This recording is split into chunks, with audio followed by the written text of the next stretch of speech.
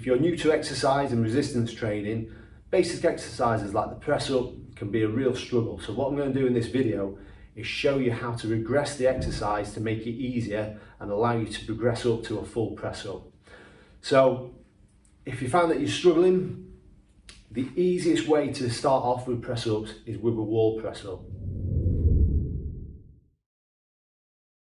So with a wall press up, what you need to do is position yourself against the wall and stand about two, maybe 3 feet away from the wall. So when you lean into it, you're at a slight angle. Start with your arms straight out, and then what you're going to do is just basically lower yourself down until your forehead touches the wall, and then push yourself back up. So it's a really basic exercise, but it's a great place to start. So if you find that you've never done things like press ups before, never done resistance training before, this is a perfect place to start, because if you can lower yourself down and then back up off the wall 10 times, you know that you're in the position where you can move on to the next progression.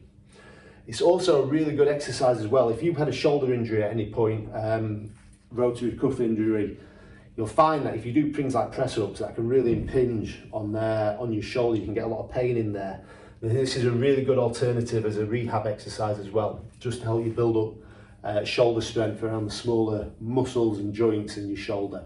After you've mastered a wall press up, the next stage is to move to a raised platform.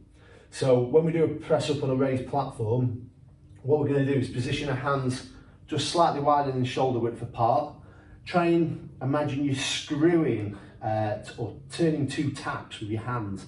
That will basically just push your elbows down ever so slightly and connect your shoulders into your armpits, and then that'll connect your back, so you've got the muscles in your back, your lats, which will help assist with a press up. So when you screw your elbows, turn your elbows back and screw your hands into the platform that you're doing the push up on, that helps connect the lats into the shoulders and into the chest, and then that'll make your press up easier.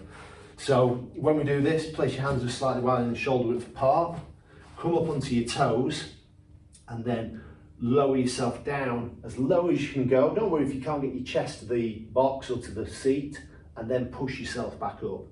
So we just lower ourselves down and then back up.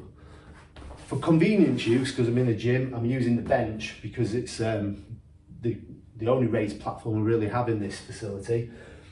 But if you're at home and you find that like a seat or a settee is too low down for you, it's too hard, you can try it on things like a table or a kitchen worktop. You can even try it on, like on the edge of the steps or something like that, that's, slightly higher than what a seat would be. So you don't need to go down as low as this, but as you get stronger, what you can do is basically just keep lowering the platform, lower it down until you get to somewhere that you're finding you can find a level that's challenging you and allow you to progress. Once you become comfortable with doing a press up on a raised platform, we can then move to doing a press up on your knees. So we move to the ground, place your hands just slightly wider than shoulder width apart. Again, just imagine you screwing your palms into the surface or into the ground. That allows you to push your elbows back and engage your back into your chest. Place your knees onto the ground and then just lower yourself down as low as you can go, and then push yourself back up. When you're going down, try not to dip your head, just try and lower your body down in a nice flat position and then push yourself back up. Don't worry about how deep you're going, because even if you're just going like doing a half rep or doing a shallow press up, you'll still be getting benefit and you'll still be working the muscles that you need to improve your press up. Now, if you do find that a press up on your knees is still a little bit too hard, you can actually regress that press up ever so slightly by creating a box shape. So when we go into a box, so what we do is make sure our hips are at a right angle and our knees are at a right angle, rather than having our body flat out. And then what we do here, again, screw your palms into the ground, push the elbows back slightly to stop them flaring forwards, and then we look at lowering our forehead towards the ground and then back up. And this makes it considerably easier than trying to keep your back nice and straight. Once you master the kneeling press up, we're going to move to the eccentric press up.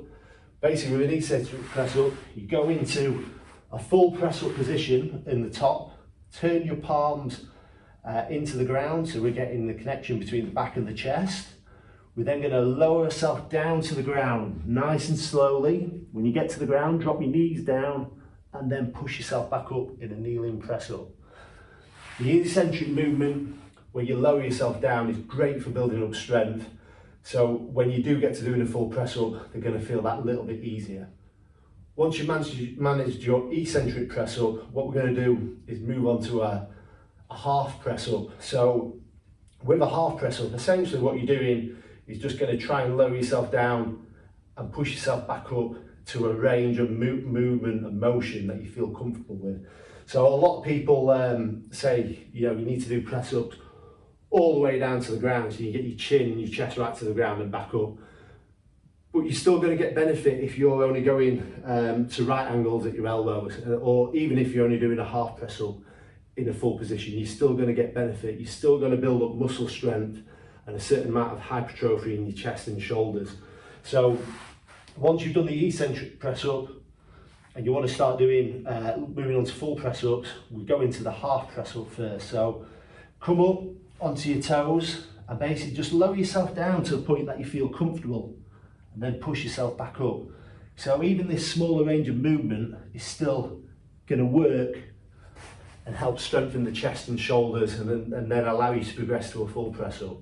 Then once you've become more comfortable with that, you can start lowering yourself further down. A little tip when you're doing your full press up, just as well as screwing the hands into the ground, is try and push your chin to the ground and not your forehead. So a lot of people make the mistake of doing a press up and they put the head down like this. And all you're doing is essentially giving you a false perspective or a false sense of a full range of motion, because you think your head's touched the ground or your forehead's touched the ground, you think you've gone to a full depth. But in reality, all you're doing is just creating that false perception that you have. So when you go in to do a full press up, just get into the position, screw your hands in, lift your chin up ever so slightly, and aim to lower your chin and your nose to the ground. So those are the progressions from a really basic wall press up to your standard full press up. I hope this video has been of use to you. If you have any questions, feel free to drop them in the comments, or you can get in touch with us via Facebook or Instagram.